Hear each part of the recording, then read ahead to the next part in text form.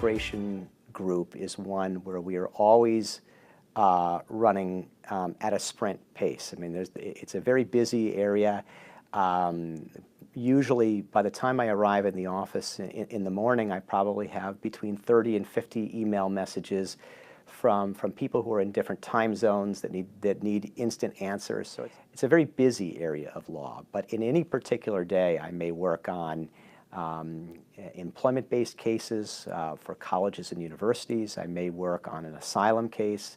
So I could go from talking to a scientist about cancer research and then 15 minutes later be preparing someone for an asylum hearing who was persecuted because of their faith in their home country. So there's a lot of diversity. It's a very exciting area of law.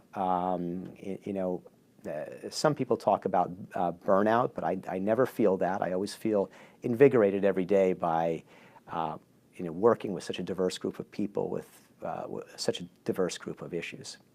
I'm not going to say it's frustrating, but it certainly makes it a unique area of law, is how frequently the law changes.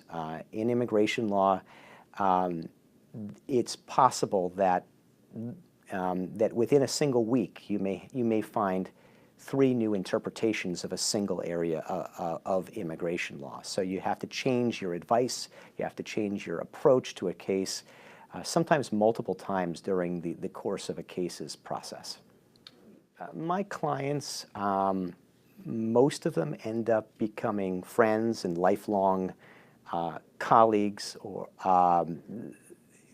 I take a very personal approach to immigration. I think that when I'm helping somebody with an immigration issue, I try to put myself in their shoes, and I try to say, what would I want from an immigration lawyer if I were the one immigrating to the U.S.? And so I try to give that to my clients, and I try to create that personal relationship, even with my corporate clients. I think that's really important.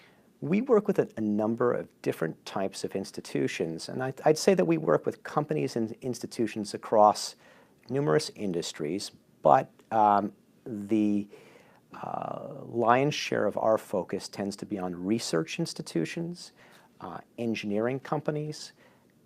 We have a special emphasis on working with colleges and universities and other schools at all different levels. And those would be kind of the primary institutions that we represent on a daily basis. So we work with people who are applying for asylum in the United States on a regular basis. It's actually become one of the larger areas of the immigration practice at this point. Now, people applying for asylum in the United States are seeking protection that the United States government can offer them oftentimes because they have been persecuted in their home countries. People are persecuted on a number of different grounds.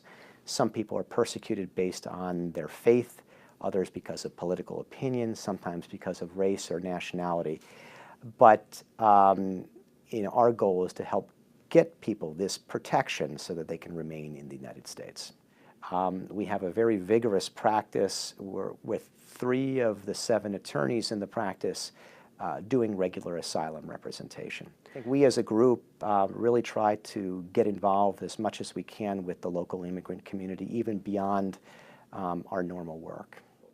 We are very, very fortunate to have the team that we do at Whiteman Osterman Hanna in our immigration group. We have a really diverse group of very hardworking and collegial individuals who have, I think, the same philosophy as I do, is that we want to do the best we possibly can, that these are not just numbers, this is not just income, that these are people that need the best possible services as they can get in order to realize their goals and their dreams in the U.S.